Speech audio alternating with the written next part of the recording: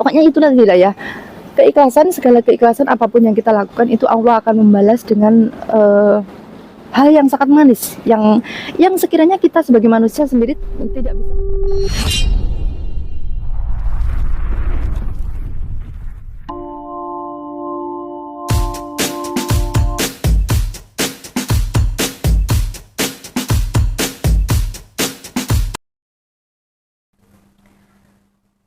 Bismillahirrahmanirrahim. Allahumma sholli ala Sayyidina Muhammad wa askili sholimin bitolimin.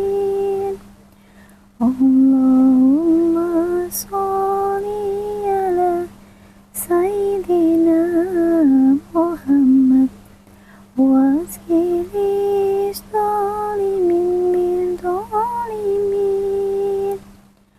Wa akhrijna min bainihim salimin. Wa ala alihi wa sahbihi ajma'in. Shallu ala Nabi Muhammad. Semoga dengan wasilah-wasilah selawat kita akan selalu diberikan kemudahan dan diberikan syafaat oleh baginda besar Nabi Agung Nabi Muhammad Sallallahu Alaihi Wasallam. Amin amin ya robbal alamin. Selamat pagi sahabatku semua. Ini aku lagi prepare karena hari ini adalah weekend. Sahabat ikuti terus bagaimana keseruan aku untuk prepare kali ini. Check it out.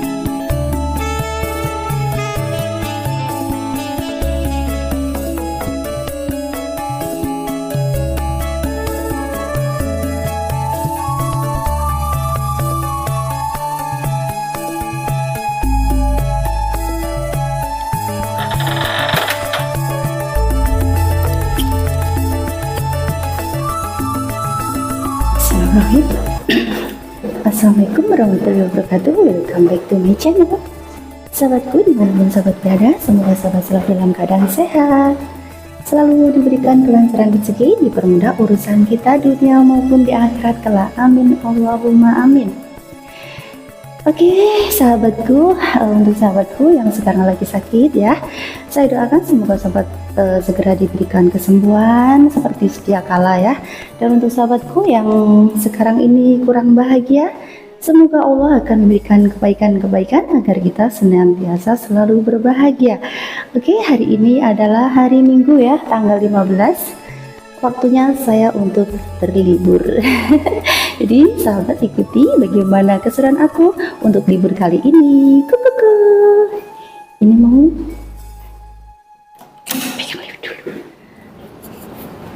Oke sahabat, sekarang kita lagi berada di Taman Heng Facun ya. Ini lagi taman yang berada di bawah rumah saya. Kita di sini sambil menunggu sahabat saya. Kita sharing-sharing sedikit ya. Tadi itu saya tuh ke toilet ya. Nah, di situ saya ketemu sama sahabat Indo ya. Saya juga nggak kenal sama dia gitu ya. Kita berbincang-bincang sebentar di sana. Jadi nanti ide saya mau kasih saya judul ide dalam toilet. Bersanda. Nggak gini, ini serius. Tadi kan itu sahabat bilang curhat sama saya. Tanya, Cece di sini sudah lama begitu. Saya bilang ya lumayan gitu kan ya. Nah saya balik tanya, kenapa sih kayaknya ada problem gitu dirimu, kan bilang gitu. Terus dia bilang, iya Ce, ini aku lagi apa ya bingung ya gitu. Karena majikan itu apa-apa yang aku kerjakan itu serba salah gitu kan ya. Aku kerja ini salah, pokoknya semua nggak ada yang benar gitu kan. Terus rencana saya itu mau notis gitu kan. Hah, mau notis? Emang dirimu di sini sudah berapa lama? Sudah berapa tahun? Saya kan bilang begitu. Dia bilang, saya di sini baru 3 minggu. Hah, 3 minggu sudah bilang mau notis. Saya ya gimana gitu ya, mau ketawa. Kok ya kayak gitu? Ya ceritanya dia kan benar-benar lagi sedih gitu ya. Terus mau sedih ya, saya jadi bingung gitu mau ngomong apa gitu ya. Berarti niat ke Hong Kong itu mau ngapain gitu loh, mau kerja atau mau healing. Ingat yo sahabatku semua ya, yang baru masuk ke Hong Kong ataupun yang baru yang sekarang lagi proses di PT, kalau niatnya mau kerja di Hong Kong, saya tegaskan, kuatkan mental, kuatkan segalanya, kuatkan niat ya. Apa sih tujuan kamu itu mau ke Hong Kong? Kalau niatnya mau kerja, apapun resiko kamu siap kamu hadapi. Jadi untuk yang pertama kali, apalagi non ya, belum X kemana-mana, yang namanya non ya, itu harus benar-benar memposisikan diri, pokoknya harus benar-benar serba mengalah gitu ya maksudnya. Karena apa? Kita dari segi bahasa saja kita kan belum lihai ya, kita belum benar-benar pinter gitu kan ya. Jadi kita harus benar-benar menyadari diri ini, kita itu sadar diri gitu ya. Sadar diri, sadar posisi begitu. Jadi kalau misalnya majikan itu komplain ini dan itu, ya sudah, lalur saja gitu loh, nggak usah terlalu dipikir, nggak usah terlalu baper ya. Yang penting pas waktu dia ngasih gaji itu lancar, gitu saja sudah. Kalau yang namanya kata orang Jawa itu dipaido, wes biarkan saja, nggak usah didengerin ya gitu ya. Baru 3 minggu mau notice. Ingat ya Mbak, job yang ada pada kamu itu merupakan sebuah rezeki loh dari Allah. Itu job yang kamu terima itu di PT sana banyak yang menanti loh. Jadi dirimu itu sudah masuk ke Hong Kong itu harusnya sudah bersyukur, alhamdulillah gitu loh. Dirimu sudah bisa masuk Hong Kong itu artinya kamu sudah bisa mendapatkan gaji dolar ya. 9 juta loh. 9 juta loh. Kalau misalnya terus dibandingkan dengan bahasa kamu yang baru unyu-unyu kayak gitu ya, terima saja gitu loh. Jadi resiko apapun termasuk tangisan kamu itu. Harga 9 juta lebih itu termasuk tangisan kamu ya, termasuk derita kamu gitu loh. Ini saya sharing pengalaman saya pribadi dulu ya. Pertama kali saya waktu masuk Hong Kong itu juga merasakan hal yang sama Mbak. Ini saya cerita pengalaman saya pribadi. Pas waktu saya pertama kali masuk Hong Kong, itu karena saya beban hidup saya ya, itu memang berat gitu dalam segi ekonomi ya, dalam segi ekonomi. Jadi apapun setelah saya masuk ke Hong Kong itu resiko apapun, ibaratnya yang penting itu nggak mencelakai nyawa saya, pasti saya lakukan gitu. Jadi saya masuk Hong Kong itu job saya adalah menjaga lansia ya. Tapi di situ juga nggak tertera harus buang sampah, kosek WC dan lain sebagainya, itu nggak tertera. Tapi ya saya lakukan gitu loh. Karena emang itu pekerjaan saya, pekerjaan yang harus saya lakukan. Bagaimana majikan itu suka sama saya, apapun saya lakukan gitu loh ya. Pertama kali masuk Hong Kong itu saya berada di Fanling sana. Fanling itu daerahnya cukup pedesaan sekali ya. Jadi mau ke pasar aja itu harus jalan 15 menit baru nyampe pasar. Kalau kita mau liburan ya, itu naik kereta itu dari pasarnya harus naik lagi Siupa ya, bis kecil kayak gitu, baru nyampe di MTR-nya gitu. Jadi sungguh sangat perjuangan. Jadi makanya pas waktu aku dulu di Fanling itu ya, saya tuh tahu nggak, libur itu 1 tahun itu cuma 2 kali. Ya, jadi makanya sahabat-sahabat itu pada heran gitu loh. Yang lain kan setiap minggu tanggal merah pasti libur kalau TKW Hong Kong ya, rata-rata seperti itu. Tapi alhamdulillah dari dulu saya itu menemukan atau rezeki saya itu memang menjaga lansia. Jadi majikan saya itu kalau saya nggak libur itu justru bahagia. Kalau untuk majikan yang lain biasanya kan nggak peduli kamu ada uang apa tidak, waktunya libur kamu harus liburkan, seperti itu. Nah, ini saya mau sharing pengalaman saya pribadi. Jadi untuk memperkuat atau bisa untuk edukasi ya buat mbak-mbaknya yang masih ada di PT ataupun yang baru masuk ke Hong Kong. Seandainya nih, saya dari Indonesia, posisi saya langsung berada di majikan saya yang ini. Setelah itu saya finish kontrak, habis itu saya pindah ke Fanling. Kemungkinan saya nggak kerasan, demi Allah. Di sisi dari tempatnya, di sini kan sudah semua kempong pin ya, maksudnya MTR juga ada di bawah situ, mall juga ada di bawah situ, pokoknya enak lah di sini ya. Terus dibanding dengan dulu pas waktu pertama kali saya datang ke Hong Kong, semuanya serba ndek deso ya. Kita mau kemanapun jauh ya, kita harus jalan kaki, baru naik mobil, baru nyampe di tempat tujuan kayak gitu ya. Mau ke Causeway Bay aja itu perjalanan, ibaratnya perjalanan itu habis di jalan gitu ya, saking lamanya gitu, saking jauhnya dari kota gitu ya. Itu kalau seandainya nasib saya itu dibalik, baru datang langsung aku ke sini, habis gitu finish kontrak aku langsung pindah ke Fanling, kemungkinan saya nggak kerasan, tapi Allah itu memang menguji ya. Jadi perjalanan saya pas waktu pertama kali masuk ke Hong Kong sampai sekarang itu memang ujiannya sungguh sangat luar biasa. Dulu pertama kali saya kerja ke Hong Kong itu ya jam 12 itu baru mandi sahabat, jam 12 malam itu baru mandi, start jam 7 pagi ya. Jadi apapun pekerjaan saya lakukan, yaitu tadi, karena memang beban pas waktu pertama kali saya masuk Hong Kong itu membawa beban ekonomi yang sungguh sangat berat. Nah, itulah sahabat. Jadi kembali lagi, niatkan atau fokuskan niat Anda itu ke Hong Kong itu mau ngapain.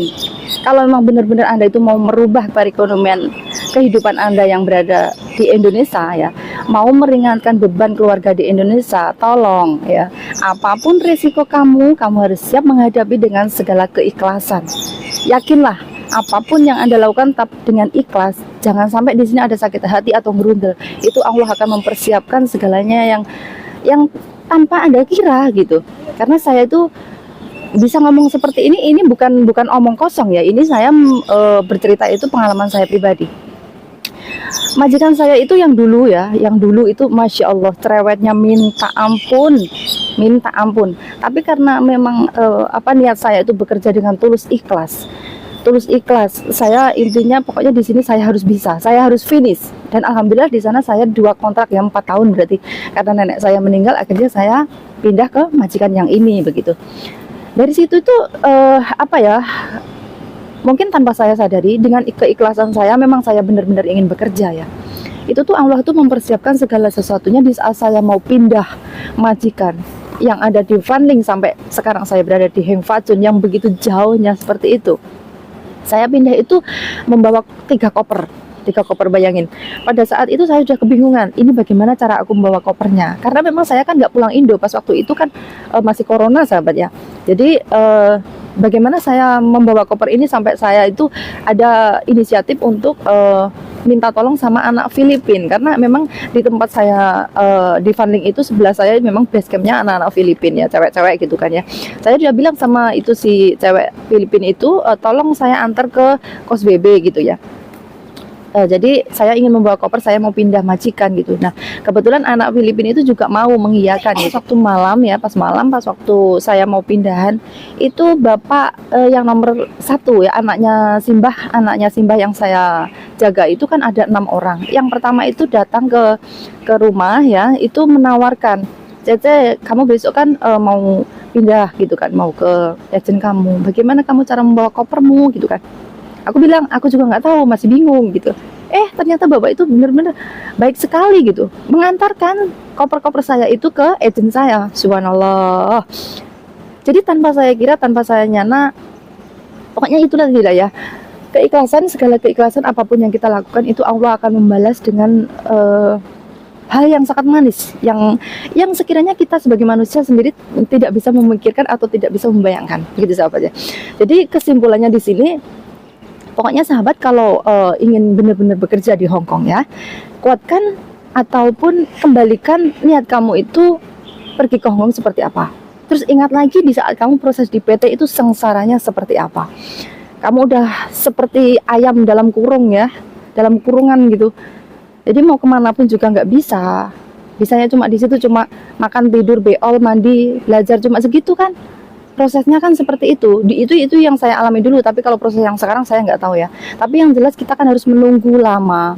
Nah terus nanti kalau misalnya dirimu itu nanti notice 3 minggu, belum ada 1 bulan sudah notice, terus bagaimana gitu. Padahal kamu kan harus membayar potongan dari PT itu kan selama 6 bulan. 6 bulan itu jenengan baru bisa menerima gaji bersih dari Hong Kong loh ya. Jadi selama 6 bulan jenengan harus membayar ke PT, potongan PT.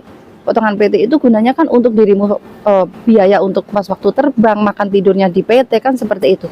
Nah, nanti kalau misalnya kamu notice, otomatis kamu harus pulang ke Indo. Terus bagaimana tanggungan kamu yang ada di PT itu tadi? Jadi sekali lagi, jangan sampai niat kamu itu ya pergi ke Hong Kong itu kan untuk meringankan beban keluarga. Misalnya keluarga kamu itu sedang kesulitan keuangan, ingin membantu, ingin mengeluarkan beban-beban yang ada di Indonesia itu tadi. Jadi jangan sampai kembali malah menambah beban gitu loh ya. Bagaimana perasaan keluarga kamu gitu yang ada di Indonesia kalau seandainya tadinya udah ada utang banyak, tiba-tiba kamu pulang dengan kegagalan seperti itu, terus harus tetap nanggung utang, kan otomatis kan nanti dirimu tetap ditagih itu sama PT itu loh ya. Jadi kembali lagi, pokoknya jangan sampai cengeng, buang rasa baper. Kalau ada kata-kata majikan yang menyakitkan, memang itu sudah resiko kita gitu. Kita memang di sini harus bermental baja ya.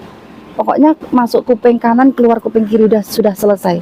Yang penting si majikan itu nggak main tangan ya, nggak main pukul dan lain sebagainya. Pokoknya yang jelas sahabat harus bertahan, sahabat pokoknya harus bisa finish kontrak. Di Hong Kong finish kontrak itu kan ada satu kontrak itu kan 2 tahun ya. Jadi sahabat harus finish, harus berhasil seperti sahabat-sahabat yang lain ya. Apapun rintangannya, apapun godaannya, sahabat harus hadapi. Ingat, di sini gajimu dolar ya. 9 juta itu harus kamu bayar dengan tangisan kamu, harus kesedihan kamu, segala macam. Itu memang harus kamu relakan demi dolar ya. Oke sahabatku ya, mungkin sharing kita cukup sampai di sini dulu. Itu adalah pengalaman saya pribadi, bukan omong kosong ya. Jadi semoga bermanfaat, bisa menambah semangat sahabat-sahabat yang lain ya, terutama yang masih proses di PT dan baru masuk Hong Kong.